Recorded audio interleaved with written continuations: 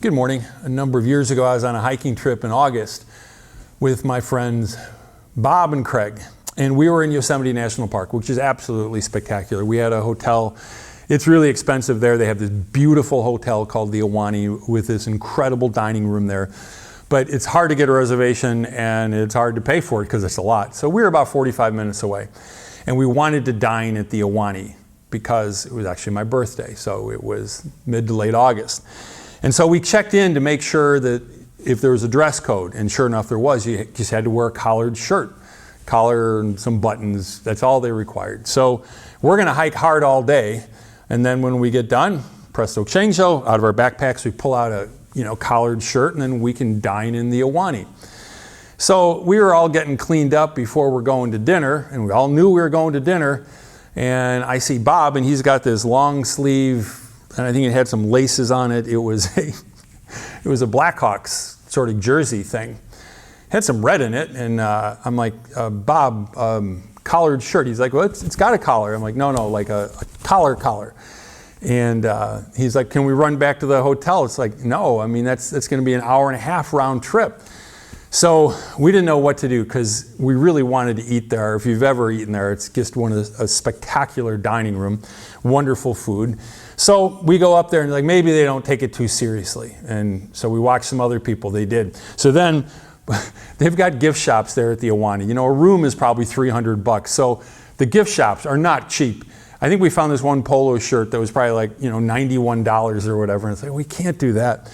So finally, I don't remember how it happened, but we went up, they did a cloakroom. And so you had to have either a collared shirt or a jacket. And so the maitre d' came up with a jacket for Bob. It totally looked like it had been made from like a tablecloth from an Italian restaurant. It was just white and red squares on it.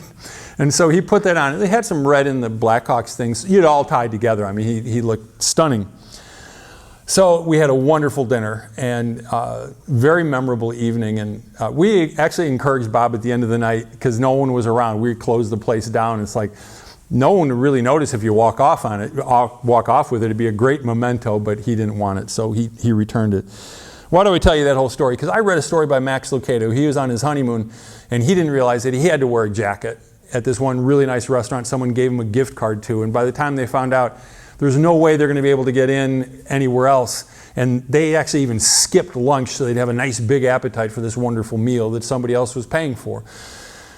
But the maitre d's like, no, you can't go in. They got him a lime green jacket. So what's the moral of this story? See, I think it's interesting that the very person that makes the rule says, I can't bend the rule. You have to wear a jacket or have a collared shirt.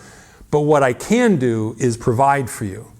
Isn't that the story of the gospel? Because God says, I'll lower my standard for no one, but I'll cover you. And that's what the cross is all about. I want to share a verse from 2 Corinthians chapter 5. It says, God made him, Jesus, who had no sin, to be sin for us, so that in him we might become the righteousness of God. So it's kind of like we give him our filthy rags, and he gives us something really nice. Max puts it this way. Could you imagine if the maitre d' said, oh, no, Robert, that jacket isn't for you. And he takes off his tuxedo jacket and puts it on Bob. I mean, that would just be the beginning. Because not only that, Jesus goes to the cross and he takes all of our darkness away. And I like how Paul puts it when he writes to the church in Galatia in chapter 4, verse 27. It says, all who have been united with Christ in baptism have put on Christ like putting on new clothes. Who would do that for you? Who would give you their very best and take away the very worst that we have? I only know one person. It's Jesus. He loves you. Hope you have a great day.